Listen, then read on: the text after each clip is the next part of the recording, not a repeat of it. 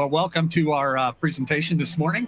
What we want to talk about this morning is taking risk, which is a subject that many people have had to deal with because the federal government, state governments, Medicaid, Medicare, everybody wants doctors and patients to be in a risk program.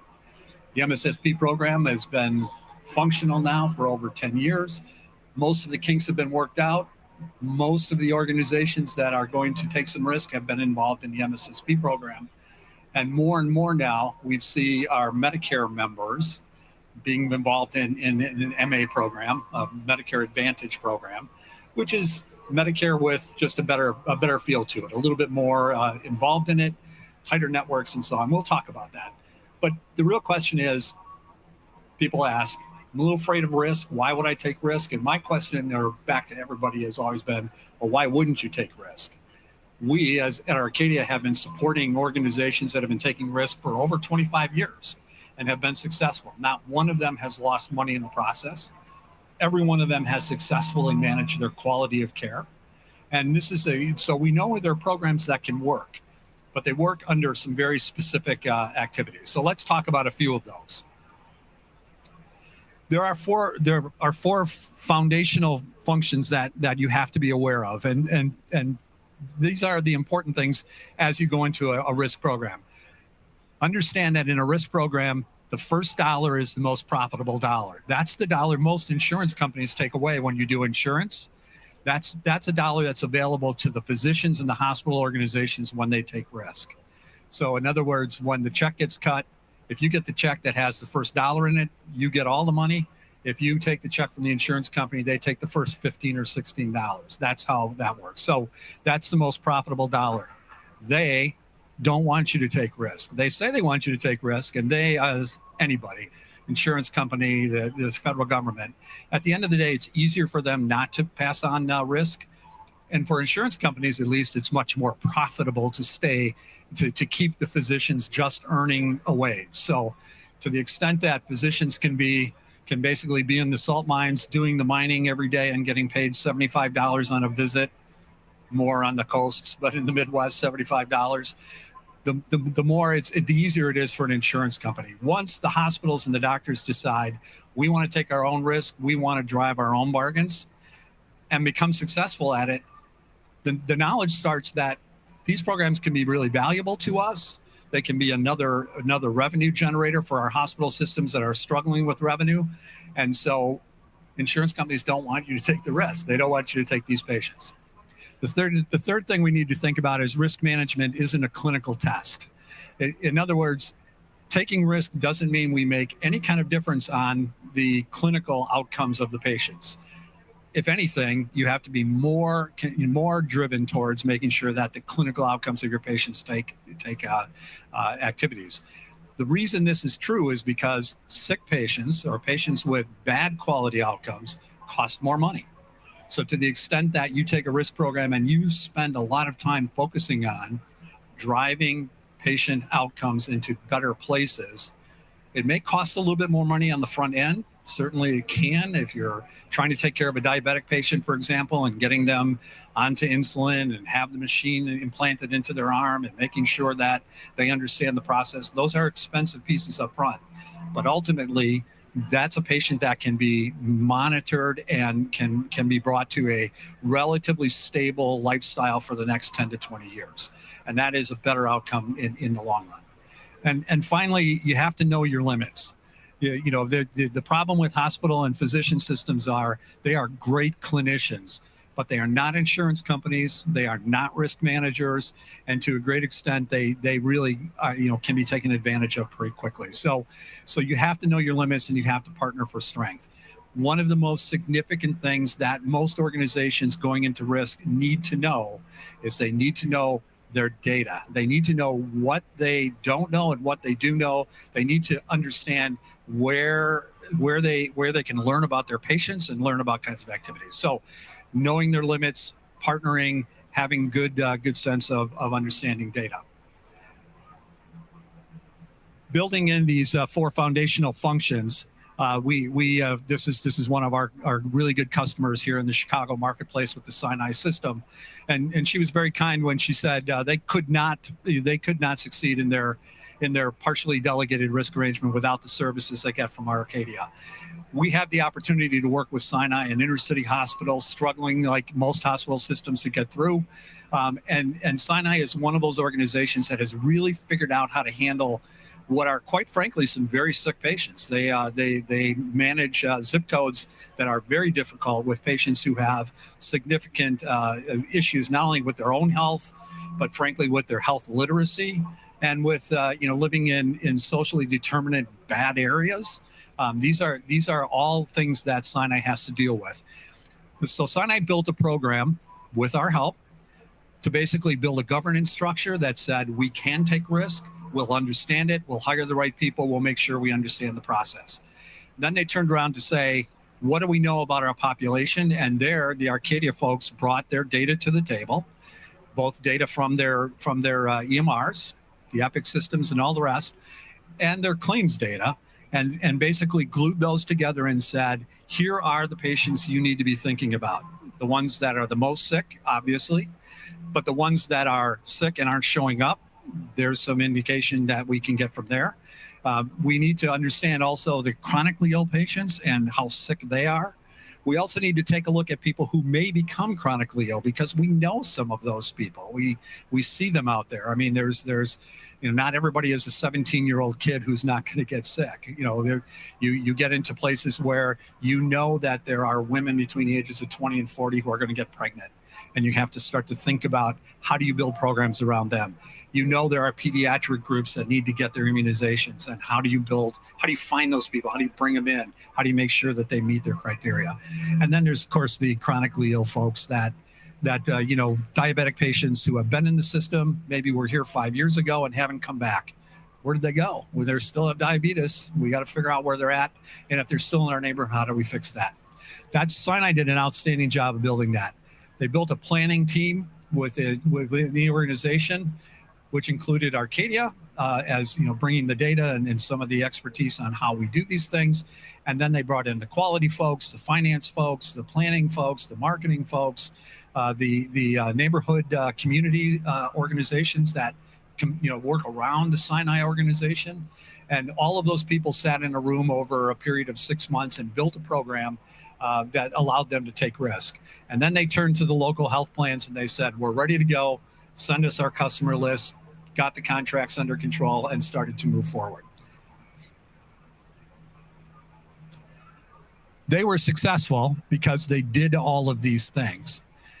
In the process, you take a Sinai organization that lives in the inner city of Chicago, among some of the most desperately needy people in the area.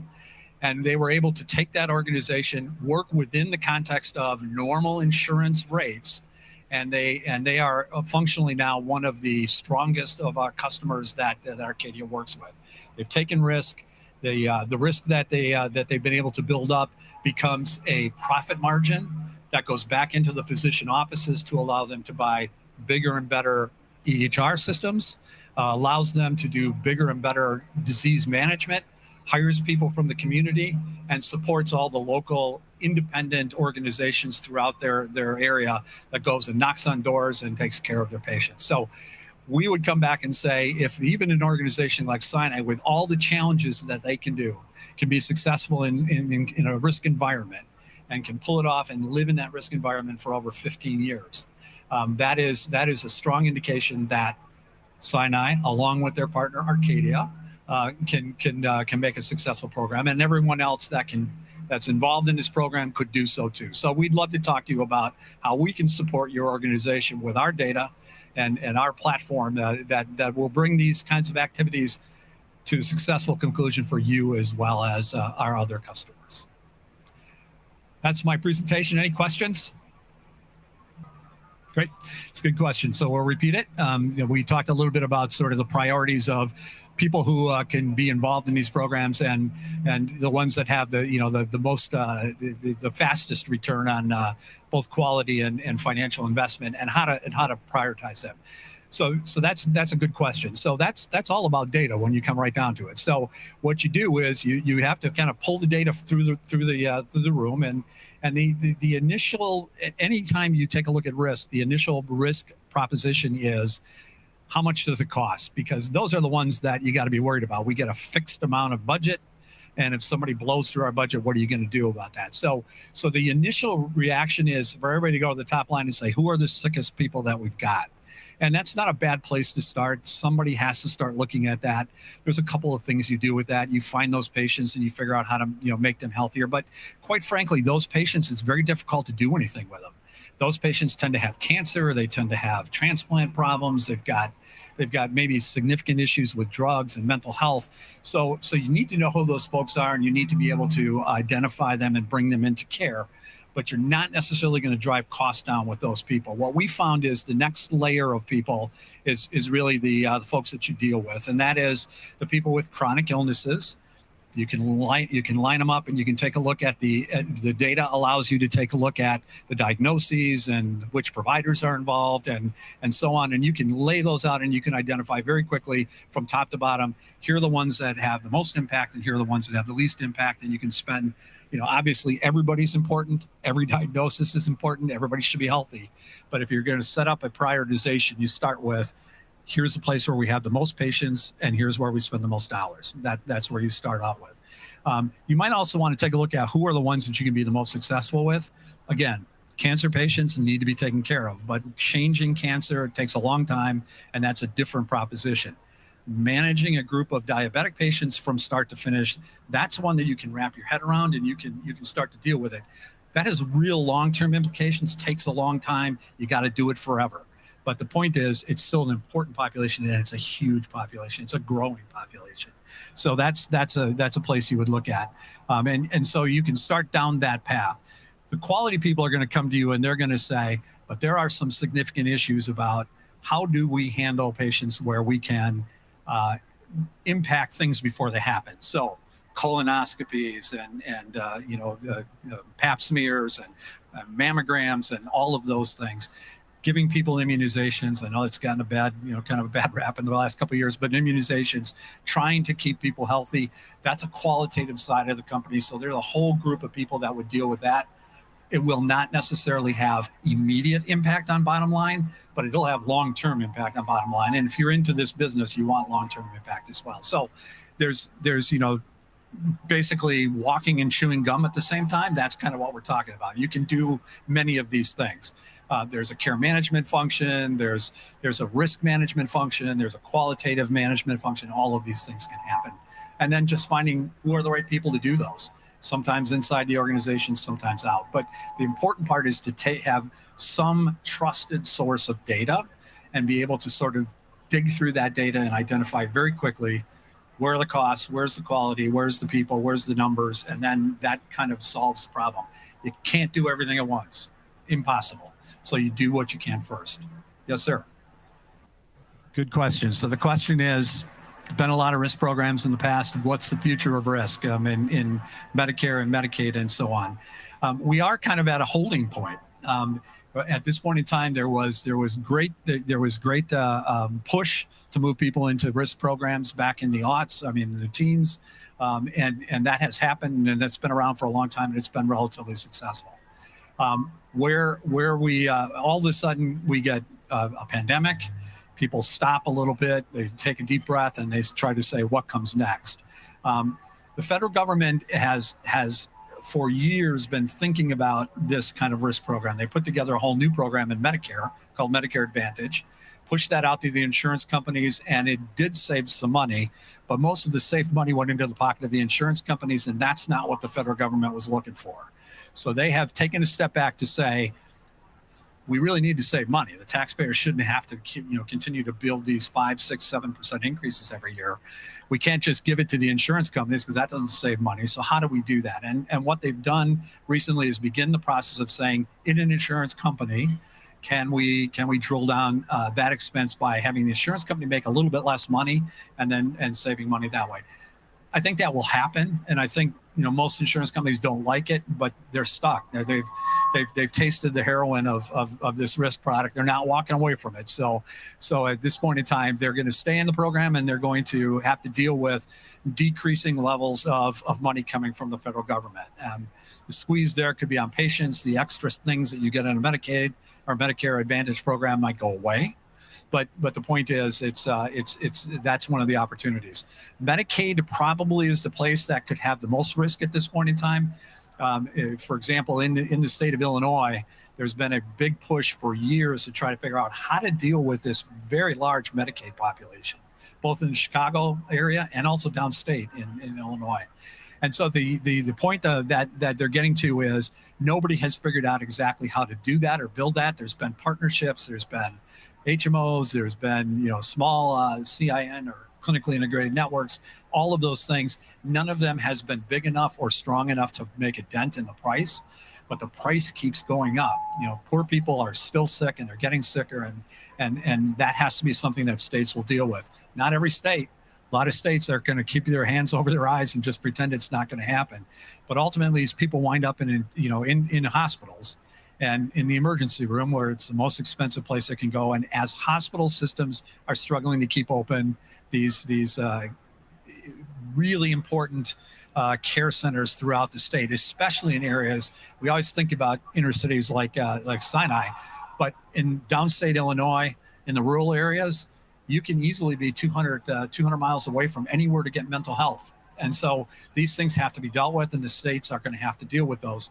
This is an opportunity for risk to happen. I think it's still 5 or 6 years away before people really figure it out. There are some states that are better at this and have really jumped into it. California has a pretty good program. The state of Illinois, as part of the insurance companies in Chicago area, have a pretty good program, but downstate, not so much. So that's still a struggle that they have to deal with. That's going to be an issue. I think in the long run, another big place that we are going to see risk changing hands is in the employer-driven activities. Third-party administrators have basically just been moving money from employers to physicians with a little care management over the top of it. Broker takes a big chunk of that. But patients in certain areas, diabetes, for example, are taken care of. But ultimately, there's fewer and fewer self-insured organizations. That's still a pretty big market, but it's getting smaller, has been for about 20 years. And the ability for insurance employers to maintain their risk patterns is decreasing. So they will be looking for other opportunities besides just jumping into the local HMO or PPO or whatever else is out there. So we believe that over the next 5 to 10 years, you're going to see a big move from employer-sanctioned activities to moving. They'll keep the risk, but they're going to be looking for somebody a lot more sophisticated, and they're going to be talking to the providers and the hospitals in their areas, because that's just the obvious thing to do. Brokers got to get out of the way, but so far they haven't. Anything else? Otherwise, you can go back to eating some popcorn. Got lots of it. Got some coffee around the corner. It's great. And we'd love to scan your badges if you're standing around. Thanks.